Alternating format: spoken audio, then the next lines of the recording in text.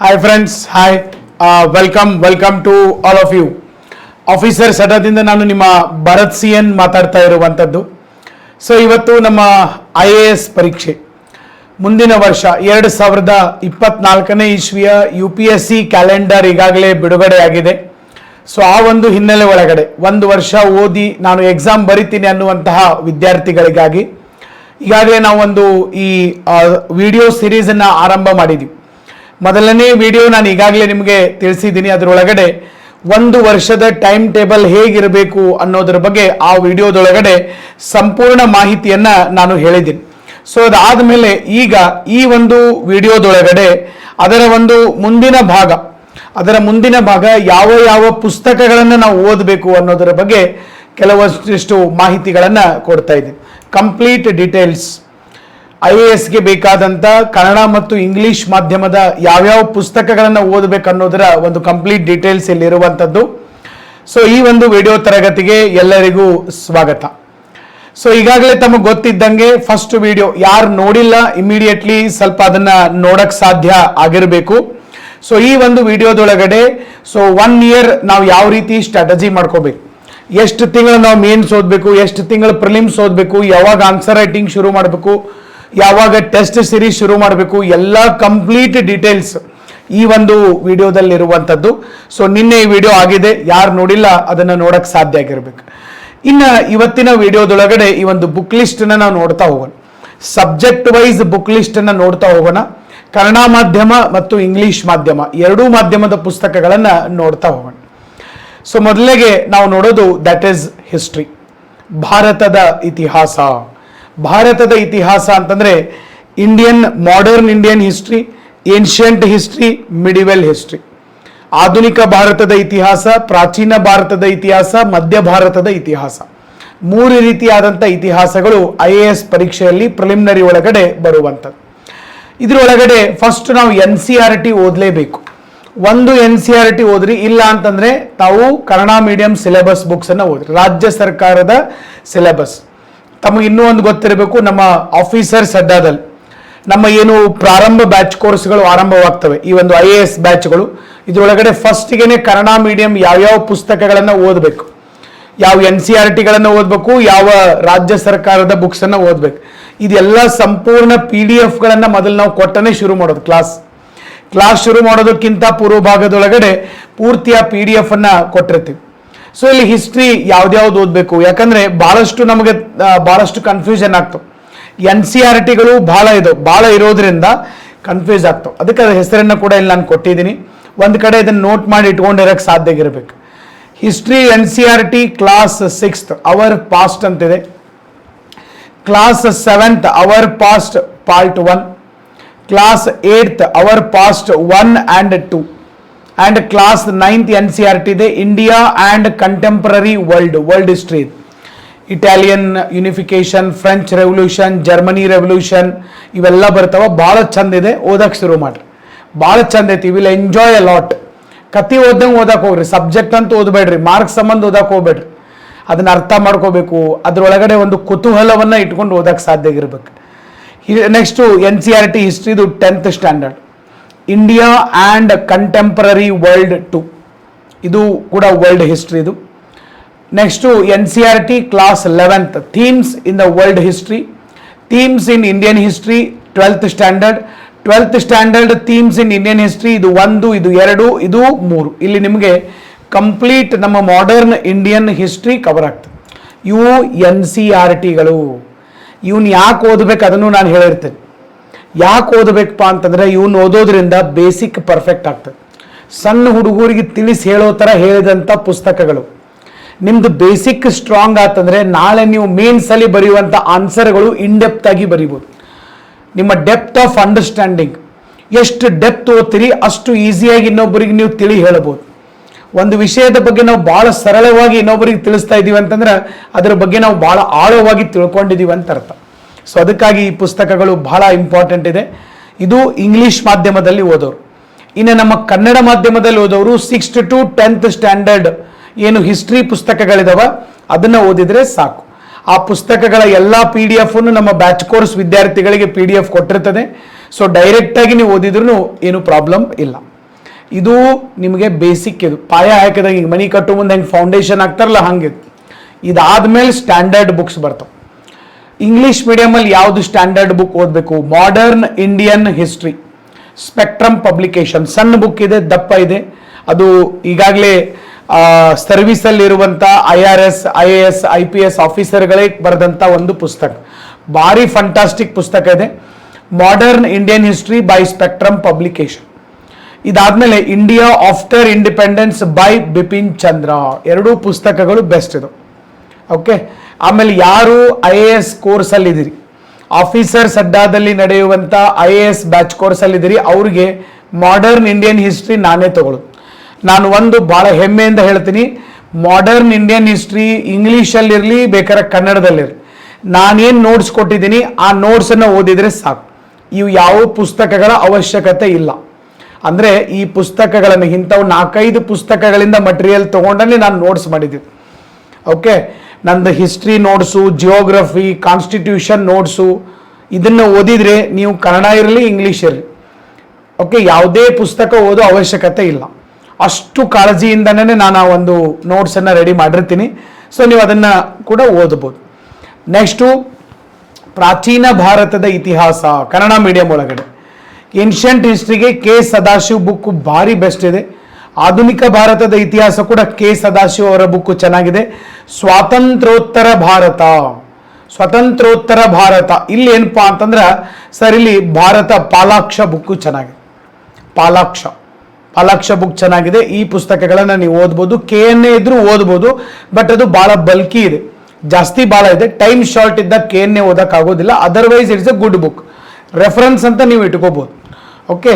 Reference ಅಂದ್ರೆ ಏನಪ್ಪಾ, ಈಗ ಗಾಂಧೀಜಿಯವರ ಮೇಲೆ ವರ್ಷ ಕ್ವಶನ್ಗಳು ಭಾಳ ಬರ್ತವೆ, ಕ್ವಿಟ್ ಇಂಡಿಯಾ ಮೇಲೆ ಭಾಳ ಬರ್ತವೆ, ಅಸಹಕಾರ ಚಳುವಳಿ, ಕಾನೂನು ಭಂಗ ಚಳುವಳಿ, ಕೆಲವೊಂದು ಹಿಸ್ಟ್ರಿ ಒಳಗಡೆ ಮೇನ್ ಪಾಯಿಂಟ್ಸ್ ಅದು. ಪ್ರತಿ ವರ್ಷ ಅದರ ಮೇಲೆ ಕ್ವಶನ್ ಬಂದೇ ಬರ್ತವೆ. ಅಂಥ ಟಾಪಿಕ್ಗಳನ್ನು ನೀವು ಈ ಪುಸ್ತಕದಲ್ಲಿ ಓದಿ, ಮತ್ತು ಅದು ಪುಸ್ತಕದಾಗ ಏನು ಎಕ್ಸ್ಟ್ರಾ ಕೊಟ್ಟಾರಲ್ಲ ಅದನ್ನು ನೀವು ನೋಟ್ಸ್ ಮಾಡ್ಕೋಬೇಕು. ಅದು ಭಾರಿ ಬೆಸ್ಟ್. ಓಕೆ. ಹಂಗೆ ರೆಫರೆನ್ಸ್ ಆಗಿ ನೀವು ಇಟ್ಕೋಬೋದು. ಸೊ ಅದು ಕೂಡ ಪುಸ್ತಕ ಚೆನ್ನಾಗಿದೆ. ಇನ್ನು ಸರ್ ನೆಕ್ಸ್ಟ್ ಬರೋದು ಕಲೆ ಮತ್ತು ವಾಸ್ತುಶಿಲ್ಪ, art and culture. Art and ಕಲ್ಚರ್ಗೆ NCERT ಓದಕ್ಕೆ ಸಾಧ್ಯ ಆಗಿರ್ಬೇಕು. NCERT class 11th standard,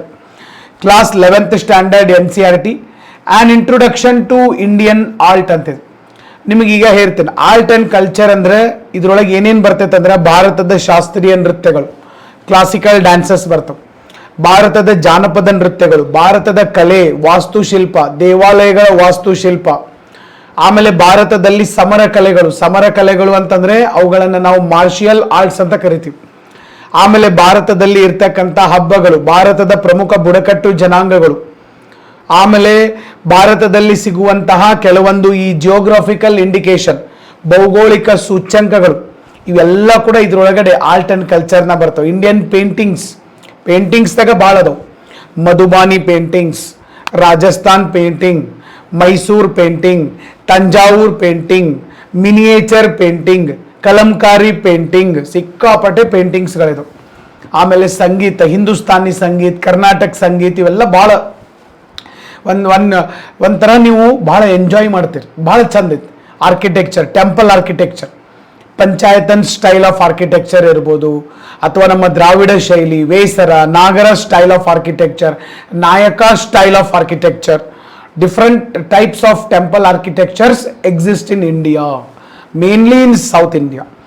south Indian temple architecture is very famous in entire India. So ಅವೆಲ್ಲ ಭಾಳ ಚೆನ್ನಾಗಿದಾವ. ಅವೆಲ್ಲ art and culture.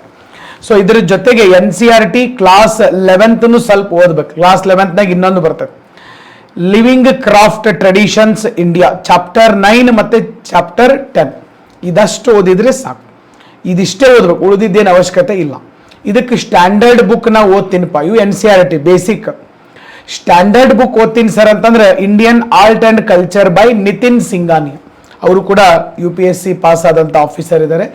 Nitin Singhania ಭಾರಿ ಬೆಸ್ಟ್ ಇದೆ ಬುಕ್. ಮತ್ತು ಇದಕ್ಕೆ ಕನ್ನಡದಾಗ ಯಾವ್ದು ಪುಸ್ತಕ ಇದೆ ಸರ್? ನನ್ನ ಪ್ರಕಾರ ಇನ್ನೂ ಕನ್ನಡದೊಳಗಡೆ ಆರ್ಟ್ ಆ್ಯಂಡ್ ಕಲ್ಚರ್ಗೆ ಡೆಡಿಕೇಟೆಡ್ ಬುಕ್ ಬಂದಿಲ್ಲ, ಪುಸ್ತಕ ಬಂದಿಲ್ಲ.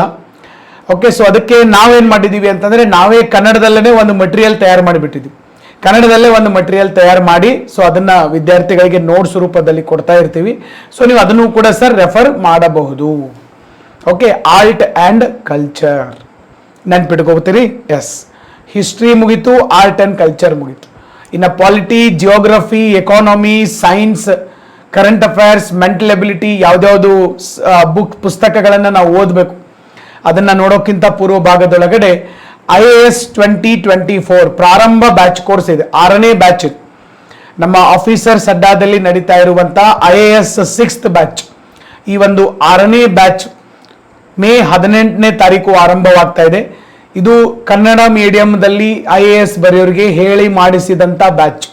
ಕನ್ನಡ ಮಾಧ್ಯಮದಲ್ಲಿ IAS ಪರೀಕ್ಷೆಯನ್ನು ಬರೆಯುವಂಥವ್ರಿಗೆ ಕಂಗ್ಲೀಷ್ ಬ್ಯಾಚ್ ಅಂತ ಕರಿತೀವಿ ನಾವು ಇದನ್ನು. ಯಾವ ಬ್ಯಾಚು? ಕಂಗ್ಲೀಷ್ ಬ್ಯಾಚ್.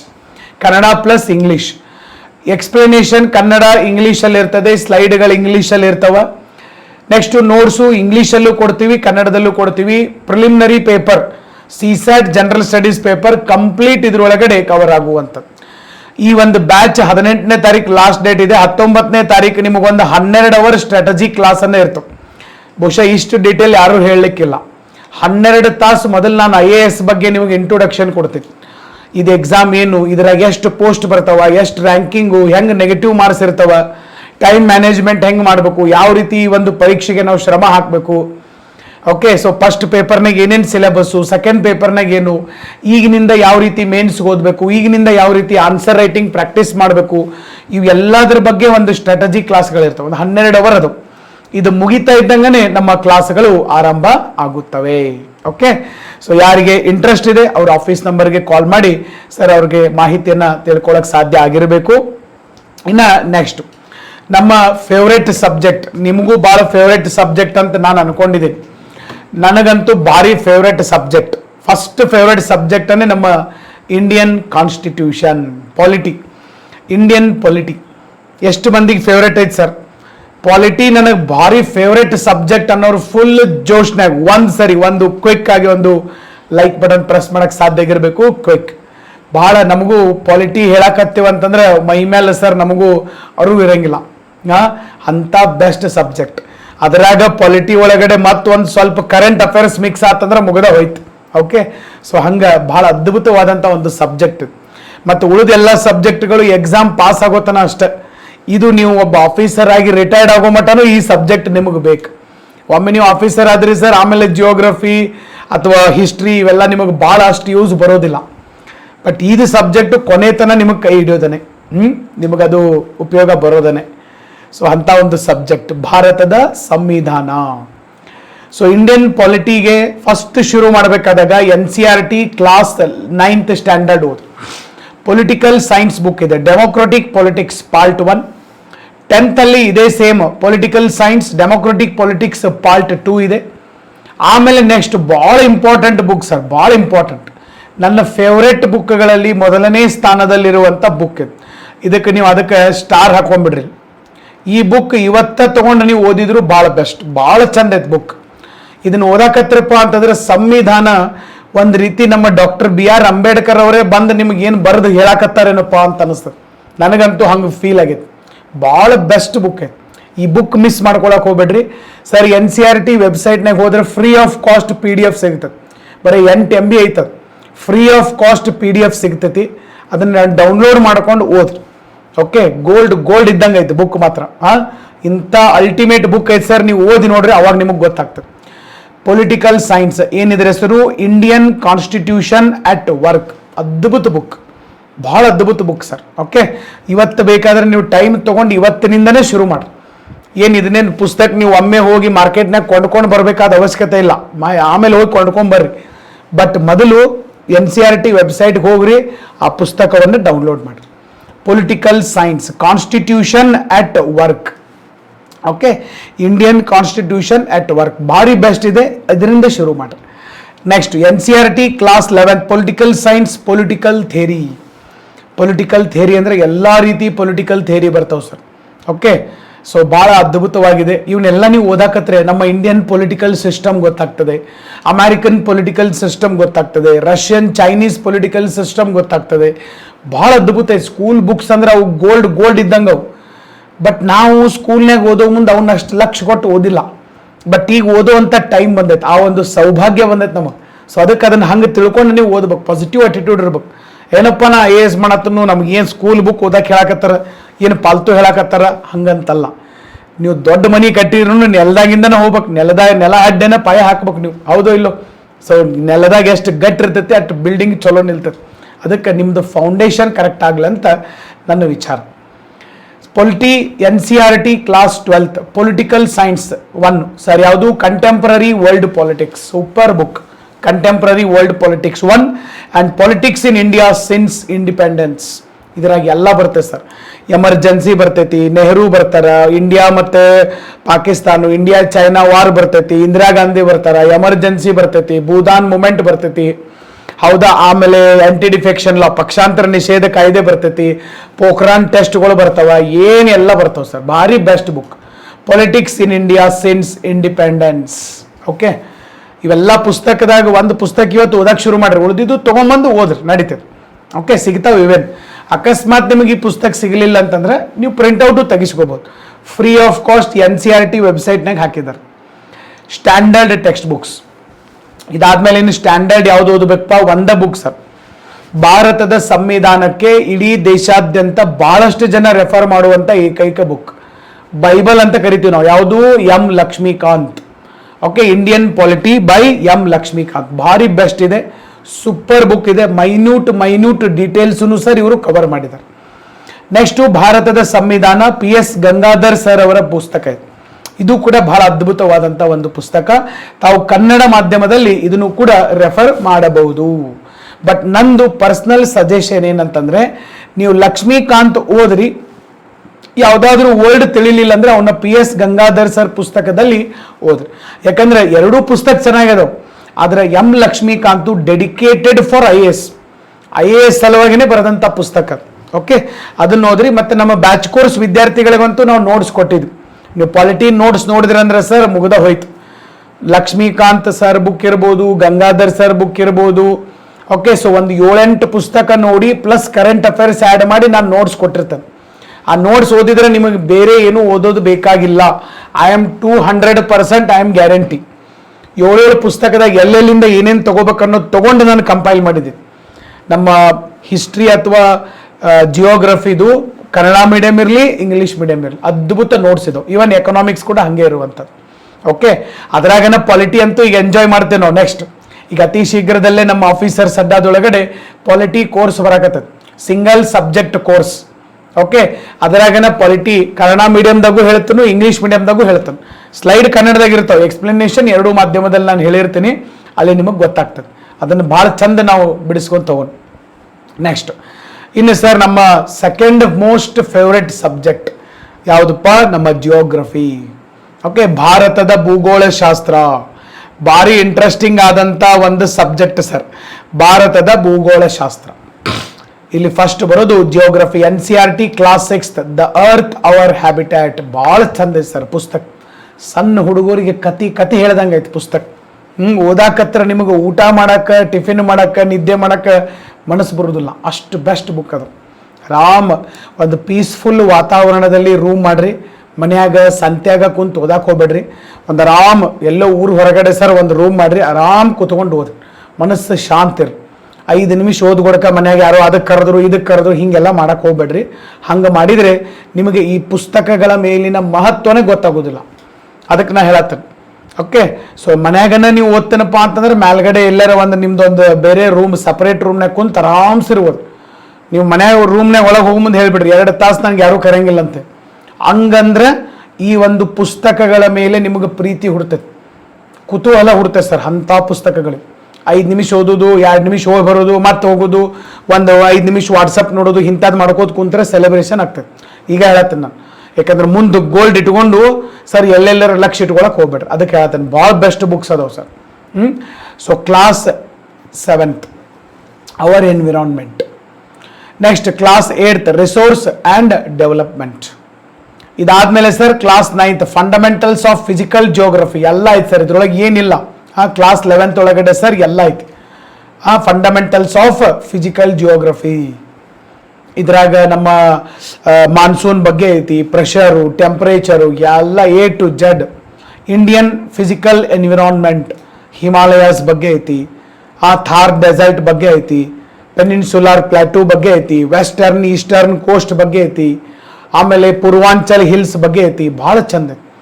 ನೆಕ್ಸ್ಟ್ ಬರೋದು class 12th, that is fundamentals of human geography. ಇದು ಚೆನ್ನಾಗಿದೆ.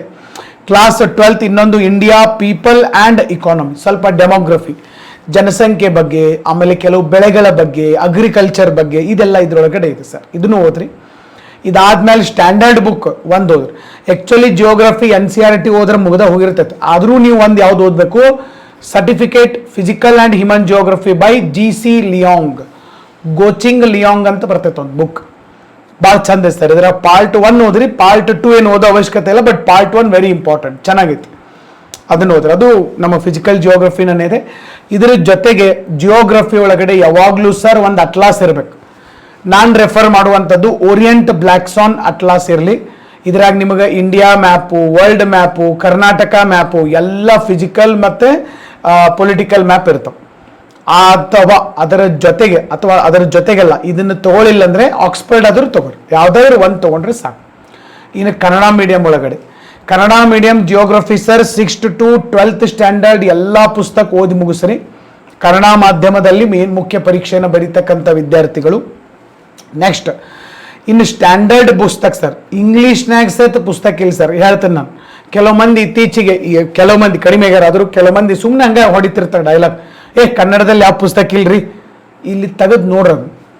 ಡಾಕ್ಟರ್ ರಂಗನಾಥ್ ಸರ್ ಪುಸ್ತಕಗಳನ್ನು ತೆಗೆದು ನೋಡ್ರಿ, ಅದಕ್ಕೆ ಸರಿಯಾಗುವಂಥ ಇಂಗ್ಲೀಷ್ ಪುಸ್ತಕ ಹುಡುಕಿ ತೋರಿಸ್ರಿ ನೋಡ್ರಿ.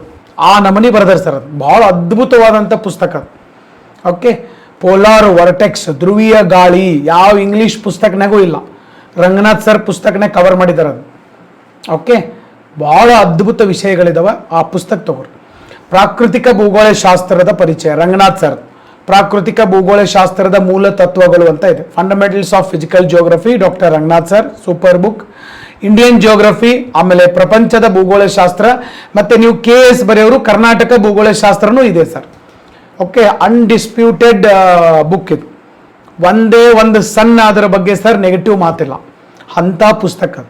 ನಿಮ್ಗೆ ಅದಕ್ಕೆ ಹೇಳಿದ್ದೀನಿ, ಕನ್ನಡದಾಗ ಅಷ್ಟೇ ಅಲ್ಲ, ಇಂಗ್ಲೀಷ್ನಾಗ ಸಹಿತ ಇಷ್ಟು ಮಾಹಿತಿ ಇರುವಂಥ ಜಿಯೋಗ್ರಫಿ ಬುಕ್ ಇಲ್ಲ ಸರ್. ನಾನು ನೋಡಿದ್ದೀನಿ, ಮಾಸ್ಜಿದ್ ಹುಸೇನ್ ನೋಡಿದ್ದೀನಿ, ಕುಲ್ಲರ್ ನೋಡಿದ್ದೀನಿ, ಎಲ್ಲ ಪುಸ್ತಕ ನೋಡಿದ್ರು ಕೂಡ ಸರ್ ಇಷ್ಟು ಸವಿಸ್ತಾರವಾಗಿ ಭಾಳ ಚಂದ ಕೊಟ್ಟಿದ್ದಾರೆ. ಮತ್ತು ಕೆಲವೊಂದು ಪೇಜ್ಗಳೆಲ್ಲ ಫುಲ್ ನಾವು ಅದನ್ನೆಲ್ಲ ಸರ್ ಪ್ಲಾಸ್ಟಿಕ್ ಪೇಜ್ ಮಾಡಿ ಫೋಟೋ ಪ್ರಿಂಟ್ ಮಾಡಿಸಿ ಭಾಳ ಚಂದ ಕೊಟ್ಟಿದ್ದಾರೆ. ಕನ್ನಡದಾಗ ಕೊಟ್ಟಾರ, ಇಂಗ್ಲೀಷ್ನಾಗ ಕೊಟ್ಟಾರ, ಎಲ್ಲೂ ಕನ್ಫ್ಯೂಷನ್ ಆಗೋದಿಲ್ಲ. ಆದರೆ ಒಂದೇ ಏನಪ್ಪ ಅಂತಂದರೆ, ಈ ಪುಸ್ತಕಗಳನ್ನು ನೀವು ಓದೋಕ್ಕಿಂತ ಮೊದಲು ನೀವು ಯಾರಾದರೂ ಕಡೆ ಕೋಚಿಂಗ್ ತೊಗೊಂಡಿರ್ಬೇಕು. ಇದನ್ನು ನಾನು ಅಗದಿ ಕ್ಲಿಯರ್ ಹೇಳ್ತೇನೆ. ನನ್ನ ಕಡೆನ ಬಂದು ಕೋಚಿಂಗ್ ತೊಗೊರತ್ತೆ ಹೇಳಕತ್ತಿಲ್ಲ. ಯಾರಾದರೂ ಒಬ್ರು ನಿಮಗೆ ಮಾನ್ಸೂನ್ ಅಂದರೆ ಏನಂತ ಹೇಳಿದ ಮೇಲೆ ನೀವು ಇದನ್ನು ಓದಿದರೆ ಭಾಳ ಚಲೋ. ನಾನು ಡೈರೆಕ್ಟ್ ಇಲ್ಲೇ ಮಾನ್ಸೂನ್ ಓದ್ತೀನಿ ಸರ್ ಅಂತಂದರೆ ಟೈಮ್ ಭಾಳ ಬೇಕು, ಮತ್ತು ಪೂರ್ತಿ ತಿಳಿತೈತಿಲ್ಲ ಡೌಟ್. ಓಕೆ, ಅರ್ಥ ಆಗಕತ್ತೈತೆ ನಾ ಹೇಳಿದ್ದು. ಅದಕ್ಕೆ ಫಸ್ಟ್ ನೀವು ಯಾರ್ದಾದ್ರೂ ಕಡೆ ಜಿಯೋಗ್ರಫಿ ಹೇಳಿಸ್ಕೋಬೇಕು. ನೀವು ಸರ್ ನಿಮ್ಮ ಸೀನಿಯರ್ ಕಡೆ ಹೇಳಿಸ್ಕೋತಿರೋ, ಯಾರ್ದಾರ ಲೆಕ್ಚರ್ ಕಡೆ ಹೇಳಿಸ್ಕೋತಿರೋ, ಅದು ನಿಮಗೆ ಬಿಟ್ಟಿದ್ದು, ನಿಮ್ಮ ಅನುಕೂಲತೆಗೆ ಬಿಟ್ಟಿದ್ದು. ಅದಾದಮೇಲೆ ನೀವು ಈ ಪುಸ್ತಕ ಓದ್ಬೇಕು. ಡೈರೆಕ್ಟ್ ಈ ಪುಸ್ತಕಕ್ಕೆ ಹೋದ್ರಿ ಸರ್ ಕನ್ಫ್ಯೂಷನ್ ಇರ್ತದೆ. ಅದು ಒಂದು ಈ ಪುಸ್ತಕದ ಒಂದು ಒಂದು ಚಾಲೆಂಜ್ ಅದು. ಯಾಕಂದ್ರೆ ಅವರು ಡೆಪ್ತ್ ಹೋಗಿರ್ತಾರೆ ಸರ್. ಓಕೆ, ಸೊ ಡೆಪ್ತ್ ಹೋದಾಗ ಪೂರ್ತಿ ಲೋ ಲೆವೆಲ್ದಿಂದ ಡೆಪ್ತ್ ಹೋಗಕ್ಕೆ ಬರೋದಿಲ್ಲ ಪುಸ್ತಕ 5000 ಪೇಜ್ ಆಗ್ಬಿಡ್ತೈತೆ ಆಮೇಲೆ. ಅದಕ್ಕೆ ಅವರು ಡೆಪ್ತನ್ನು ಹೋಗಿರ್ತಾರೆ.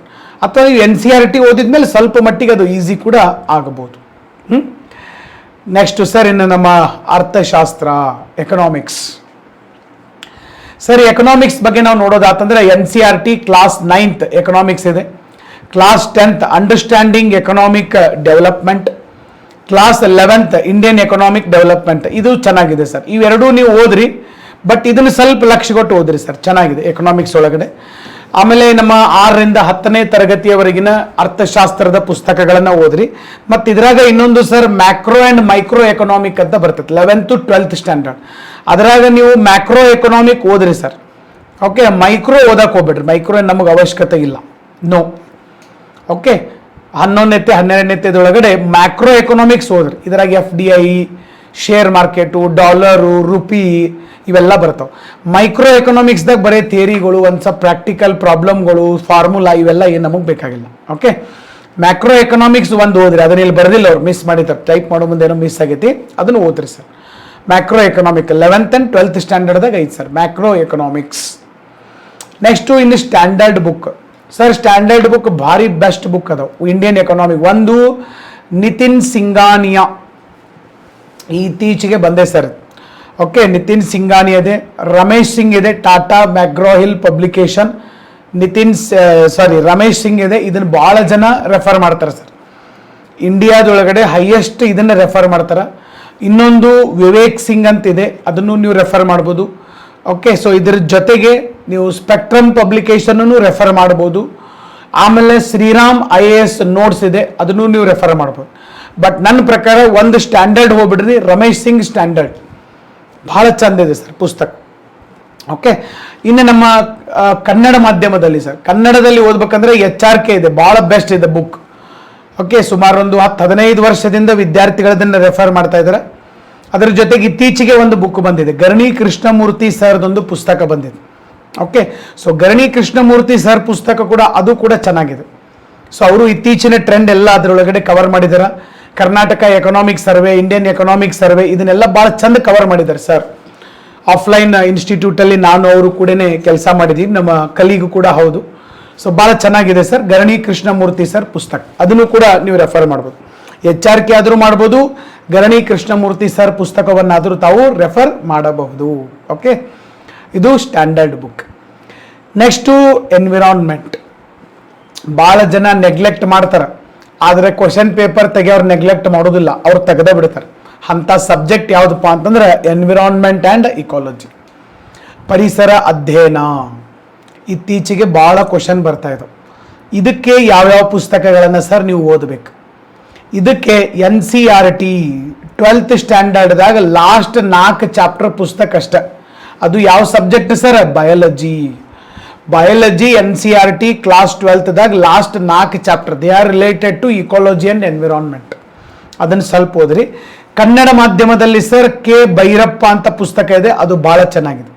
ಓಕೆ, ಸೊ ಅದನ್ನು ಓದ್ರಿ. ಆಮೇಲೆ ಇಂಗ್ಲೀಷ್ ಮೀಡಿಯಂ ಒಳಗಡೆ ಪರಿಸರ ಅಧ್ಯಯನಕ್ಕೆ.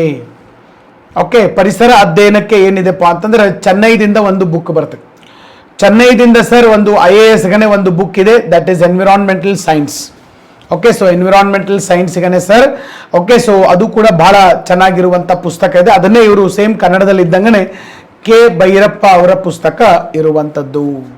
Okay, next science and technology, ವಿಜ್ಞಾನ ಮತ್ತು ತಂತ್ರಜ್ಞಾನ ಭಾಳ ಇಂಪಾರ್ಟೆಂಟು ಸರ್. ವಿಜ್ಞಾನ ಮತ್ತು ತಂತ್ರಜ್ಞಾನದಲ್ಲಿ ಜಾಸ್ತಿ ನೀವು NCERT ಓದಿದ್ರೆ ಉಪಯೋಗ ಇಲ್ಲ, ಯಾವುದೇ ಪುಸ್ತಕ ಓದಿದ್ರು ಭಾಳ ಉಪಯೋಗ ಆಗೋದಿಲ್ಲ.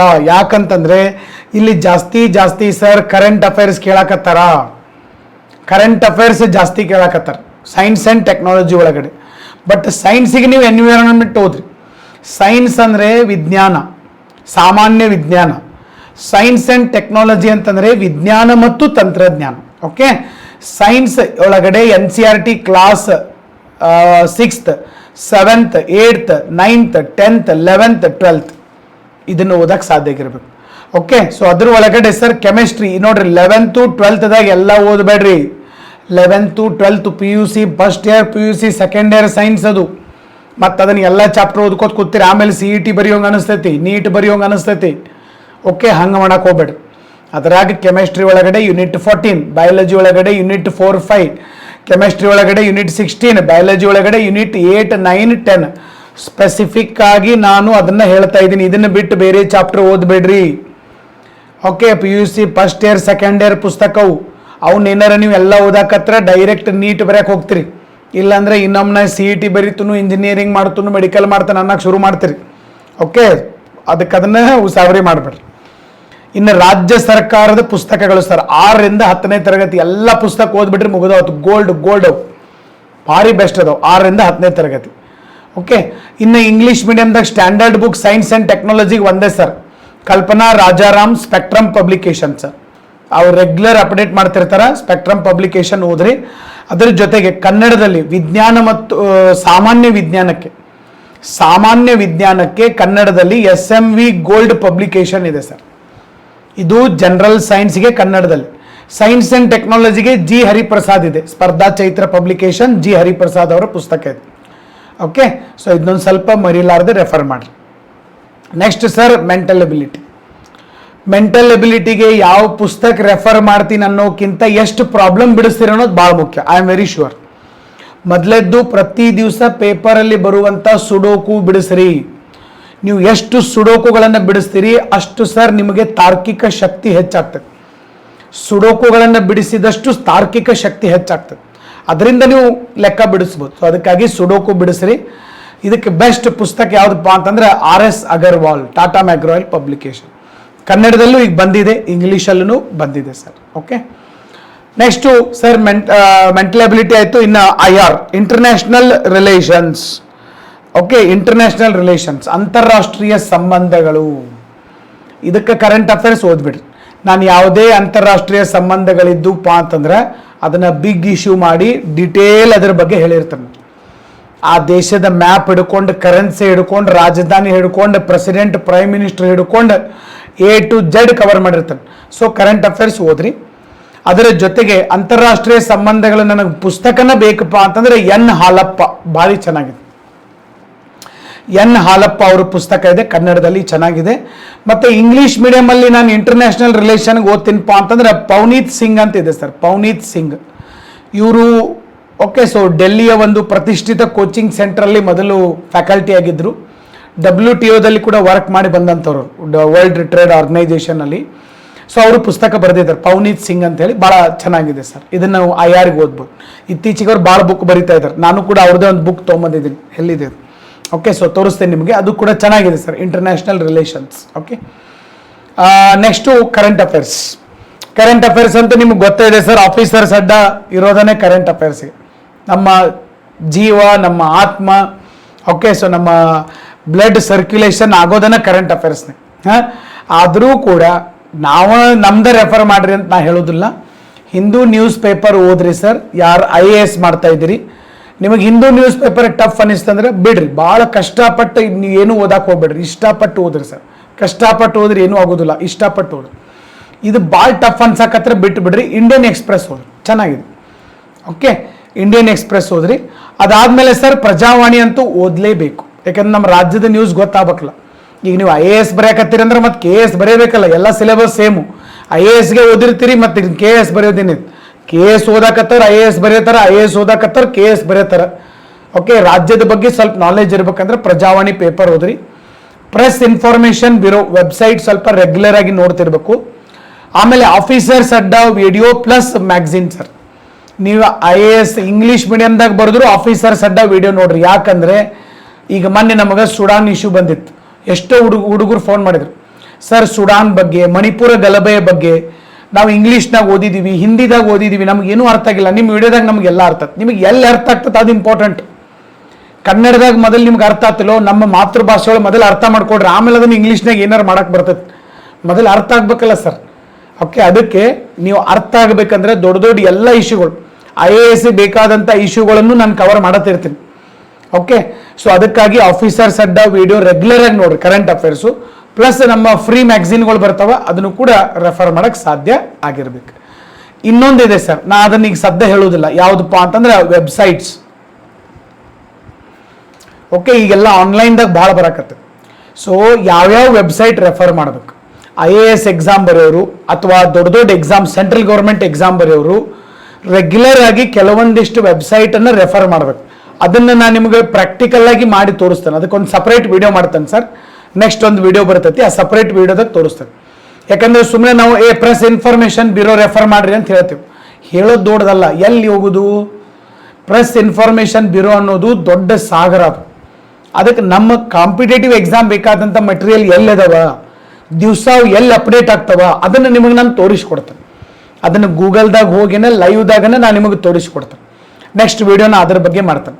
ಯಾವ್ಯಾವ ವೆಬ್ಸೈಟ್ ರೆಫರ್ ಮಾಡಬೇಕು, ಯಾವ್ಯಾವ ವೆಬ್ಸೈಟ್ನಾಗ ಎಲ್ಲಿ ಹೋದ್ರೆ ಏನೇನು ಸಿಗ್ತಾವೆ, ಅದೆಲ್ಲ ನಿಮಗೆ ನಾನು ಹೇಳಿಕೊಡ್ತೇನೆ. ಅದನ್ನೊಂದು ಡಿಫ್ರೆಂಟ್ ವಿಡಿಯೋನೇ ನಾವು ಮಾಡೋಣ. ಓಕೆ, ಸೊ ಬುಕ್ ಲಿಸ್ಟ್ ಎಲ್ಲ ತಿಳ್ಕೊಂಡಿದ್ದೀರಿ? Yes sir. ಇನ್ನು ನಮ್ಮ ರಾಜ್ಯದಲ್ಲೇ ಫಸ್ಟ್ ಟೈಮ್ ಭಾರತದ ಸಂವಿಧಾನ, ಟೋಟಲ್ ಇಂಡಿಯನ್ ಕಾನ್ಸ್ಟಿಟ್ಯೂಷನ್, ಇವನ್ ಇನ್ಕ್ಲೂಡಿಂಗ್ IAS ಇಂದ ಹಿಡ್ಕೊಂಡು ಪೊಲೀಸ್ ಕಾನ್ಸ್ಟೇಬಲ್ ತರ ಸರ್, ಎಲ್ಲ ಎಕ್ಸಾಮ್ಗೆ ಯೂಸ್ ಆಗೋ ಥರ ಇಂಗ್ಲೀಷ್ ಮತ್ತು ಕನ್ನಡ ಎರಡೂ ಮಾಧ್ಯಮದಲ್ಲಿ ಈ ಒಂದು ಕೋರ್ಸನ್ನು ನಾವು ಮಾಡ್ತಾ ಇದ್ದೀವಿ. ಎಕ್ಸ್ಪ್ಲನೇಷನ್ ಎರಡೂ ಮಾಧ್ಯಮ, ಸ್ಲೈಡ್ ಮಾತ್ರ ಇಂಗ್ಲೀಷ್ ಮಾಧ್ಯಮದಲ್ಲಿ ಇರೋದಿಲ್ಲ, ಕನ್ನಡದಲ್ಲಿ ಮಾತ್ರ ಇರ್ತದೆ. ಸಿಂಗಲ್ ಸಬ್ಜೆಕ್ಟ್ ಕೋರ್ಸನ್ನು ಮಾಡ್ತಾ ಇದ್ದೀವಿ. ಇದೊಂದು 45 ದಿನಗಳ ಕೋರ್ಸು, 6 ತಿಂಗಳ ರೆಕಾರ್ಡೆಡ್ ಕ್ಲಾಸ್ ಇರ್ತವೆ. ಇದರ ಕಂಪ್ಲೀಟ್ ಸಿಲೆಬಸ್ ಮುಗಿತೈತಿ. ಪ್ರತಿ ಚಾಪ್ಟರ್ ಮೇಲೆ ಟೆಸ್ಟ್ ಸಿರೀಸ್ ಇರ್ತದೆ. ಆಮೇಲೆ ಇದರ ಜೊತೆಗೆ 1 ವರ್ಷದ ಎಲ್ಲ ಕಾನ್ಸ್ಟಿಟ್ಯೂಷನ್ ಏನೇನು ರಿಲೇಟೆಡ್ ಕರೆಂಟ್ ಅಫೇರ್ಸ್ ಬಂದ ಅವೆಲ್ಲ ಕವರ್ ಆಗ್ತವೆ. ಇದ್ರ ಜೊತೆ ಕೆಲವೊಂದಿಷ್ಟು ಮೈಂಡ್ ಮ್ಯಾಪ್ಗಳನ್ನು ಮಾಡ್ತಾ ಇದ್ವಿ. ಆ ಮೈಂಡ್ ಮ್ಯಾಪ್ಗಳ ಮೂಲಕ ಸರ್ ನಾವು ಇಲ್ಲಿ ಕೆಲವೊಂದು ಕ್ಲಿಷ್ಟಕರವಾದಂಥ ಸಂಗತಿಗಳನ್ನು ಈಸಿ ಮಾಡ್ತಾ ಹೋಗುವಂಥದ್ದು ಈ ಕೋರ್ಸ್ ಬರ್ತಾ ಇದೆ. ಸೊ ಇದು ಕೋರ್ಸ್ ಮೇ 30ನೇ ತಾರೀಕು ಲಾಸ್ಟ್ ಡೇಟ್ ಇದೆ. ಈ ಕೋರ್ಸಲ್ಲಿ ನಾನು ಒಬ್ಬನೇ ಕ್ಲಾಸ್ ತಗೊಳ್ಳೋದು, ಬೇರೆ ಯಾರೂ ಕ್ಲಾಸ್ ತಗೊಳ್ಳೋದಿಲ್ಲ. Completely it is my course. So ಯಾರಿಗೆ ಅವಶ್ಯಕತೆ ಇದೆ ತಾವು ಆಫೀಸ್ ನಂಬರ್ ಕಾಲ್ ಮಾಡೋಕ್ಕೆ ಸಾಧ್ಯ ಆಗಿರಬೇಕು. ಅದರ ಜೊತೆಗೆ ಪ್ರಾರಂಭ 6.0 6ನೇ batch IAS. So last date May 18ಗೆ ಲಾಸ್ಟ್ ಡೇಟ್ ಇರುವಂಥದ್ದು ಸರ್. ಓಕೆ, ಸೊ ಇವತ್ತಿನ ಒಂದು ವಿಡಿಯೋದೊಳಗಡೆ ನಾವು ಬುಕ್ ಲಿಸ್ಟ್, ಕಂಪ್ಲೀಟ್ ಬುಕ್ ಲಿಸ್ಟನ್ನು ನೋಡಿದ್ದೀವಿ. ಇದರಿಂದ ನಿಮಗೊಂದು ಮಾಹಿತಿ ಸಿಕ್ಕಿದೆ ಅಂತ ನಾನು ಅನ್ಕೋತೀನಿ. ಈ ಒಂದು ಬುಕ್ ಲಿಸ್ಟ್ ಮಾಹಿತಿ ಸಿಕ್ಕಿದ್ರ ಬಗ್ಗೆ ನಿಮ್ಮ ಅನಿಸಿಕೆ, ಅಭಿಪ್ರಾಯಗಳು ಏನೇ ಇದ್ರೂ ನನ್ನ ಕಮೆಂಟ್ ಬಾಕ್ಸಲ್ಲಿ ಹಾಕ್ರಿ. ನಾನು ಅದನ್ನು ಯಾವಾಗಿದ್ರೂ ಪಾಸಿಟಿವ್ ಆಗಿ ಸ್ವೀಕಾರ ಮಾಡಿಕೊಂಡು ಆದಷ್ಟು ಬೇಗ ಅದಕ್ಕೆ ಉತ್ತರಗಳನ್ನು ಕೊಡುವಂಥ ಒಂದು ಪ್ರಾಮಾಣಿಕ ಪ್ರಯತ್ನವನ್ನು ನಾನು ಮಾಡ್ತೀನಿ. ಸೊ ಈ ಒಂದು ವಿಡಿಯೋ ತಮಗೆ ಲೈಕ್ ಆಗಿದ್ರೆ ಒಂದು ಲೈಕ್ ಬಟನ್ ಪ್ರೆಸ್ ಮಾಡೋಕ್ಕೆ ಸಾಧ್ಯ ಆಗಿರಬೇಕು. ಮತ್ತು ಸಾಕಷ್ಟು ಜನ ವಿದ್ಯಾರ್ಥಿಗಳಿಗೆ ಯಾವ ಪುಸ್ತಕ ರೆಫರ್ ಮಾಡಬೇಕನ್ನೋ ಗೊಂದಲ ಇರ್ತದೆ. ಅವ್ರಿಗೆ ಇಂಥ ವಿಡಿಯೋಗಳನ್ನು ಶೇರ್ ಮಾಡೋದ್ರ ಮೂಲಕ ಅವ್ರ ಬಗ್ಗೆನೂ ನೀವು ಸ್ವಲ್ಪ ಕೇರ್ ಮಾಡೋಕ್ಕೆ ಸಾಧ್ಯ ಆಗಿರಬೇಕು. ಸೊ ಒಂದು ಮಹತ್ವವಾದಂಥ ಒಂದು ವೇಳೆಯನ್ನು ಕೊಟ್ಟು ಈ ಒಂದು ವಿಡಿಯೋ ನೋಡಿದ್ದಕ್ಕಾಗಿ ಎಲ್ಲರಿಗೂ ಧನ್ಯವಾದಗಳು. So thank you very much. Wish you all the very best. Thank you all. God bless you all. Thank you.